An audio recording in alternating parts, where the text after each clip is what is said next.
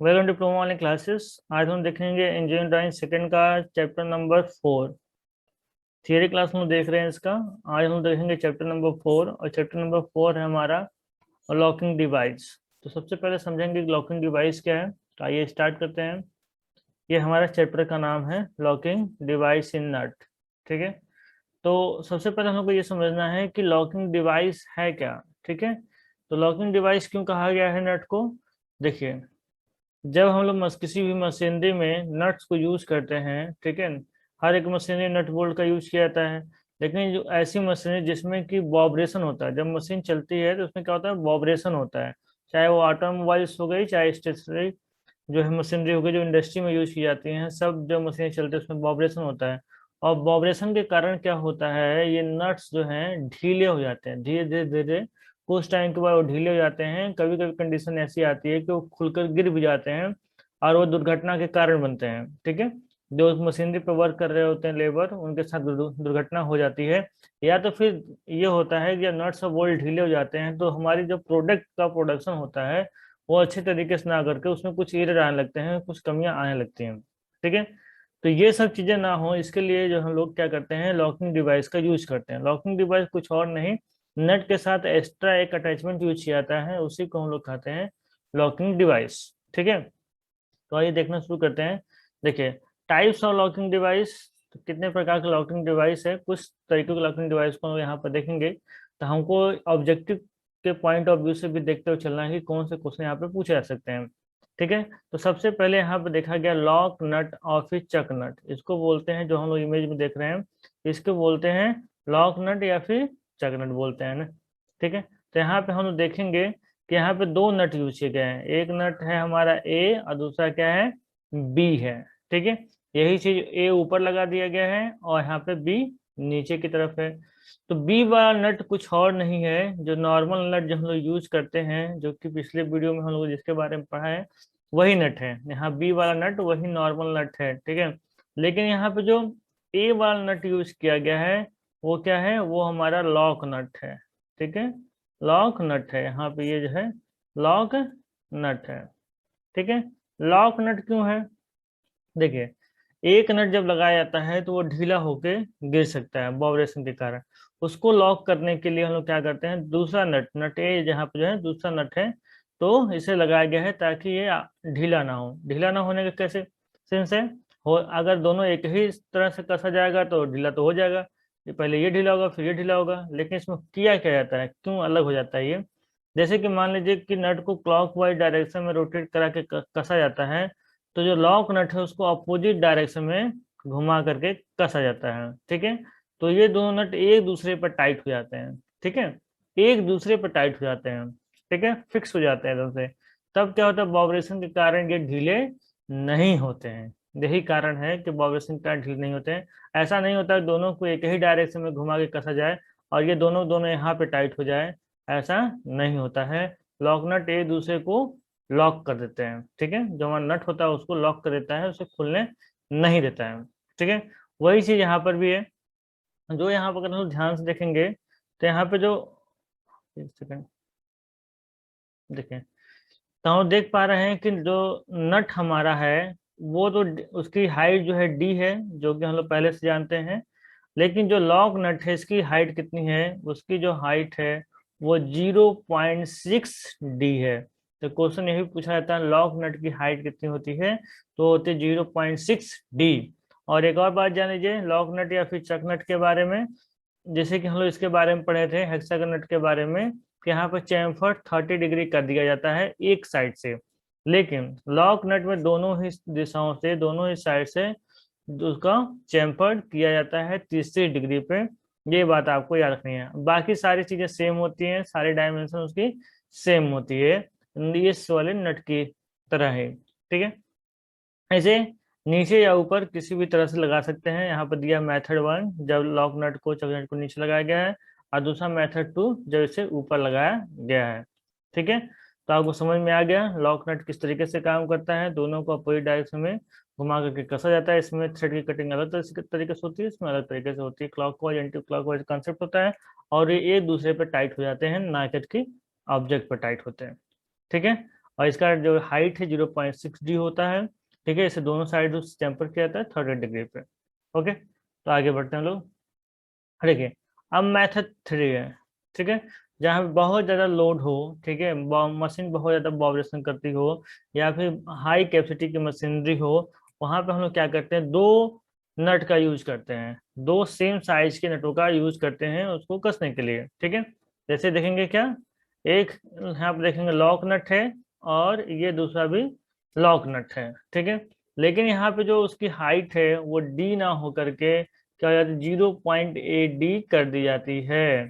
ठीक है, जब दो लॉक नट यूज किया जाता है तो नट की हाइट कितनी रखी जाती है, तो नट की हाइट रखी जाती है 0.8d। और जब एक नट यूज किया जाता है लॉक नट, तो उसकी हाइट क्या रखी जाती है, 0.6d। इस बात को याद रखना है।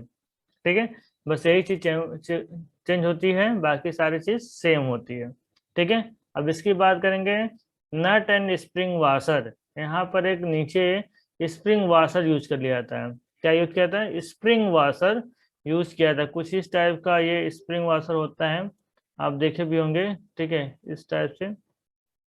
ठीक, और थोड़ा सा ऊपर जैसे स्प्रिंग इस तरीके से स्पायरल होता है, इस टाइप से ये होता है, एक स्पायरल इसमें होता है। ठीक है, तो यहाँ पे जो स्प्रिंग वाशर है वो क्या करता है, स्प्रिंग वाशर क्या करता है, उसको लॉक करता है, नट को लॉक करता है, घूमने से रोकता है। ठीक है, लॉक नट का तो यही काम है, वाइब्रेशन पे, झटकों पे जो खुलने नहीं देगा। ठीक है, और क्या देखिए, जो लॉक नट की जो डिस्टेंस है, जो हाइट उसकी एक्सटर्नल डायमीटर है वो कितना है, 1.732d। ठीक है, और लॉक नट की मोटाई कितनी है, 0.2d है। ठीक है, ये ध्यान में रखना है। ठीक है, स्प्रिंग वाशर भी एक लॉकिंग डिवाइस है। आगे बढ़ते हैं, नेक्स्ट टाइप में है लॉकिंग बाय स्प्लिट पिन। ठीक है, यहाँ पे स्प्लिट पिन यूज किया जाता है। जो सिंपल एग्जांपल है, जब पंखा वगैरह हम लोग के छत पे जो लगता है सीलिंग पे, उसमें इसका यूज आपने देखा होगा, इस तरीके से इसका यूज किया जाता है। ये होता है स्प्लिट पिन। ठीक है, जिसमें होता क्या है, जो हमारा बोल्ट होता है उसमें होल होता है, नट कसने के बाद से यहाँ पे क्या करते हैं, इस होल में स्प्लिट पिन को डाल दिया जाता है। ठीक है, तो इससे क्वेश्चन क्या बन सकता है कि स्प्लिट पिन का जो क्रॉस सेक्शन एरिया होता है वो कैसा होता है, तो देख रहे हैं क्रॉस सेक्शन एरिया कितना होता है, इस तरीके का इसको क्रॉस सेक्शन एरिया होता है। ठीक है, सेमी सर्किल जो है वो क्या होता है, उसका semi circle cross section area होता है, यहाँ पे लिखा भी है। ठीक है, तो ये क्वेश्चन पूछा जा सकता है।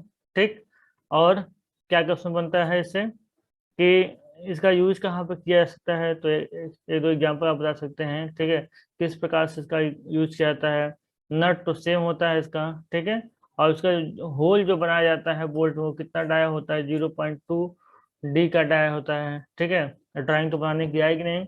ठीक है, अगर अगर ड्राइंग आता तो आपको ये बनाना पड़ता है। ठीक है, लेकिन फिलहाल आपको ऑब्जेक्टिव क्वेश्चन आएगा तो ये बनाना नहीं है। लेकिन इतना याद रखिए कि अगर आपके सामने ये इमेज आ जाए, नाम बता सकें इसका कि कौन सा ज्वाइंट है, पिन लगी हुई है, कहीं स्लॉट नहीं कटा है। ठीक है, इसको सिंपली क्या बोलेंगे, ये स्प्लिट पिन ज्वाइंट है ये। ठीक है, लॉकिंग डिवाइस है ये स्प्लिट पिन यहाँ पे। ठीक है, तो स्प्लिट पिन के द्वारा जो है इसको लॉक किया गया है। अगर फिगर देकर पूछे कि कौन सा लॉकिंग डिवाइस यहाँ यूज किया गया है, तब आप इसका जवाब दे पाए। आगे देखिए, आगे है कैस्टल नट। कैस्टल नट में क्या होता है कि यहाँ पे देखेंगे, यहाँ पे ऊपर की तरफ से ये तो नट है, सिंपली यहाँ से यहाँ तक तो नट है। ठीक है, जिसकी हाइट कितनी है, 0.8d है। इसके ऊपर थोड़ा सा मटेरियल बढ़ा हुआ है। ठीक है, इसके ऊपर थोड़ा सा मटेरियल बढ़ा हुआ है, वो कितना है, 0.4d है। कितना है, 0.4d। यानी पूरे नट की जो हाइट हो गई वो कितनी हो गई, 1.2d हो गया। ठीक है, और इसमें जो होल है वो कितना है, 0.2d है। ठीक है, जो स्लॉट कटा हुआ उसकी गहराई कितनी है, वह है 0.3d है। ठीक है, तो ये डायमेंशन आपको याद रख लेना है। ये डायमेंशन आपको एग्जाम में पूछी जा सकती है कि होल कितना होता है, स्लॉट की गहराई कितनी होती है, तो ये आपको बताना है 0.3 उसकी गहराई होती है। ठीक है, देखिए यहाँ पे 3D में इमेज दिखाया गया है, जो कि स्लॉट यहाँ पे दिखाया गया इस तरीके से कटा हुआ है। ठीक है, और इसकी हाइट भी दिखाई गई है, यहाँ से यहाँ तक नट भी दिखाया गया है। ठीक, और यहाँ पे पिन जो यूज किया जा रहा है स्प्लिट पिन भी दिखाया गया है। ठीक है, तो यहाँ पे अंतर क्या हुआ पिछले वाले से कि इसमें स्लॉटेड कटे हुए हैं, उसमें नट के ऊपर से डायरेक्ट लगाया जाता, लेकिन इसमें क्या स्लॉट कटे हुए हैं, इसलिए बोला गया इसको कैस्टल नट। ठीक है, तो इसमें कुछ और नहीं, इसका डायमेंशन बस याद रखें कि बोल्ट की हाइट 0.8 डी होगी और जो एक्स्ट्रा ऊपर की तरफ फ्लेंज है वो 0.4 डी होगा, और टोटल जो उसकी हाइट होगी 1.2 डी होगी। जो स्लॉट कटेगा उसकी हाइट 0.3 डी होगी और जो होल होगा 0.2 डी होगा। ठीक है, आगे बढ़ते हैं। अब देखिए, अब है स्लॉटेड नट।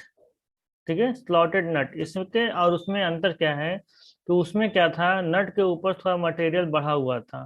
ठीक है, फिर उसमें स्लॉट कटे हुए थे, लेकिन इसमें ऐसा नहीं है, इसमें जो नट का एक्चुअल साइज है, ठीक है, उसी में स्लॉट को काटा गया है। यहाँ पे जो नट का एक्चुअल डायमेंशन है उसी के अंदर क्या किया गया है, स्लॉट को काटा गया है। बस इन दोनों में इतना ही अंतर है। ठीक है, कि इसमें स्लॉट नट के अंदर ही काटा गया, ऊपर से कोई मटेरियल नहीं है। इसकी जो टोटल हाइट है वो कितनी है, डी है, जबकि उसका टोटल हाइट 1.2 डी था, 1.2 डी या फिर 1.4 डी, 1.2 डी था। ठीक है, तो बस इतना याद रखना है। और इसमें जो स्लॉट काटा गया उसकी चौड़ाई कितनी है, 0.25 डी है, होल उतना ही है, और उसकी कट की जो गहराई है वो भी उतना ही 0.3 डी है। ठीक है, बस इसमें अंतर क्या है कि इसके ऊपर मटेरियल ना बढ़ा करके नट के ओरिजिनल साइज में ही स्लॉट को काटा गया है, उसको बोलते हैं स्लॉटेड नट। ठीक है, नट में ही स्लॉट काटा गया है, इस तरह से स्लॉटेड नट कहा गया इसको। ठीक है, नाम के साथ इमेज को भी आप याद रखिएगा। आगे बढ़ते हैं।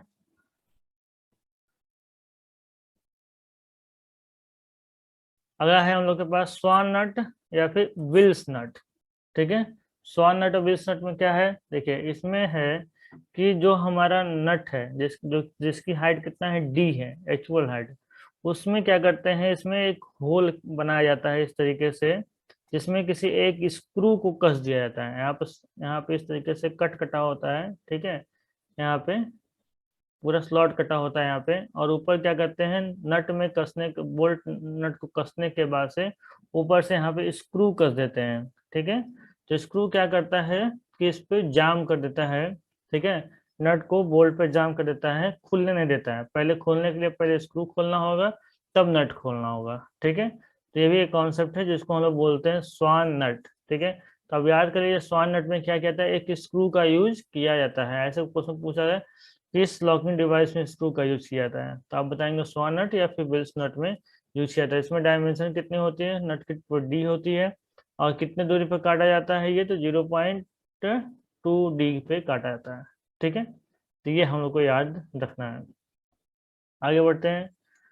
उसका लॉकिंग प्लेट, लॉकिंग प्लेट का क्या कॉन्सेप्ट है, जब नट और बोल्ट को आपस में कसा जाता है तो उसमें एक प्लेट का यूज किया जाता है। जैसे हम लोग देख पा रहे हैं यहाँ पर जो है हमारा हेक्सागन, ये जो है नट यहाँ पर यूज किया गया है, और इसमें हुआ क्या है कि एक प्लेट भी यूज किया, ये प्लेट देख रहे हैं, ये प्लेट जैसे कि अब इसको कस दिए, सबसे पहले नट और बोल्ट को कस दिया गया। नट और बोल्ट को कसने के बाद बगल में एक प्लेट लगा करके उसे स्क्रू की सहायता से कस दिया गया है। अब ये क्या होगा, हमारा नट घूमेगा नहीं जब तक कि पहले प्लेट को खोल के निकाला नहीं जाएगा। ठीक है, स्क्रू को खोल के प्लेट को हटाएंगे, तभी यह हमारा क्या होगा, नट घूमेगा। चाहे कितना भी वाइब्रेशन हो, कितना भी झटका है, ये घूम नहीं सकता है, ना ही आप इसे खोल सकते हैं बिना प्लेट को खोले हुए। ठीक है, तो यहाँ पे एक प्लेट यूज किया जा रहा है लॉक करने के लिए नट को, इसलिए इसका नाम क्या है, लॉकिंग प्लेट। ठीक है, इसका जो सामने से दिखाया गया फ्रंट व्यू ये दिखाया गया है, और टॉप व्यू यहाँ से ये दिखाया गया है। ठीक है, तो यहाँ पे देखेंगे एक स्क्रू का यूज किया गया है। ठीक है, कितने हाइट में है, 0.2 डी के हाइट में है। सबसे इम्पोर्टेंट जो बात है वो आपको नाम के साथ फिगर याद होना चाहिए। फिगर देख के भी पूछ सकता है कि कौन सा लॉकिंग डिवाइस है, तो आपको नाम के साथ ये याद होना चाहिए। बाकी नाम से आप पढ़ लेंगे, लॉकिंग प्लेट यानी कि प्लेट का यूज किया गया है। ठीक है, आगे बढ़ते हैं। अब देखिए लॉकिंग बाय थ्रेड पिन या फिर स्क्रू। ठीक है, इसमें भी एक स्क्रू का यूज किया गया है। इसमें स्क्रू का यूज कैसे किया गया, एक स्क्रू का यूज हम लोग देखे इससे पहले, जो कि नट में स्लॉट काट करके नट में कसा जाता है। दूसरा ये है यहाँ पे कि नट और बोल्ट को जैसे का तैसा कस लिया गया है, और उसके बगल में, नट के बगल में, जो कि यहाँ पे देख रहे हैं, यहाँ पे स्क्रू को कस दिया गया है ताकि ये अब घूम ना सके। ठीक है, जब स्क्रू कसा रहेगा तो बिना स्क्रू के खोले हुए ये घूम नहीं सकता है। ठीक है, तो यहाँ पे इसने दिया चूड़ीदार पिन या फिर पेज द्वारा लॉक करना। तो यहाँ पे बताया गया है कि इसके बगल में एक स्क्रू का यूज करके इसको कस दिया गया है। इसमें भी नॉर्मल हमारा हेक्सागन नट लगा हुआ डी। ठीक है, और जो होल है 0.3D का है, और एक स्क्रू के द्वारा इसको लॉक किया गया है। ठीक है, ये सब लॉकिंग डिवाइस है जो कि पर्पस सबका सेम है कि वाइब्रेशन पे, झटके पे वो खुले ना। ये डिफरेंट डिफरेंट टाइप का यूज किया गया है। तो ये हम लोगों ने देखा चैप्टर 4। ठीक है,